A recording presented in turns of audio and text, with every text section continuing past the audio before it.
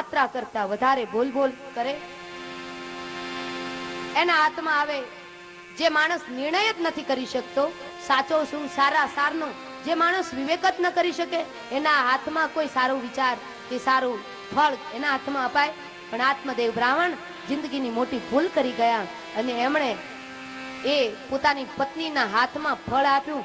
એ પત્નીનું નામ શું છે? ધૂંધુલી.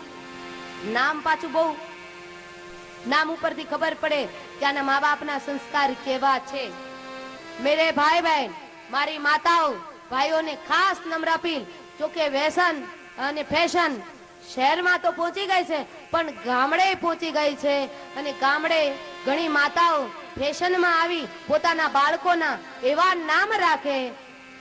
કેવા નામ રાખે? તો કે પિંકી. છોરીનું નામ પિંકી. એ છોરી ભણવા જાય ત્યાં સુધી બરાબર, કોલેજ જાય ત્યાં સુધી બરાબર, એ યુનિવર્સિટી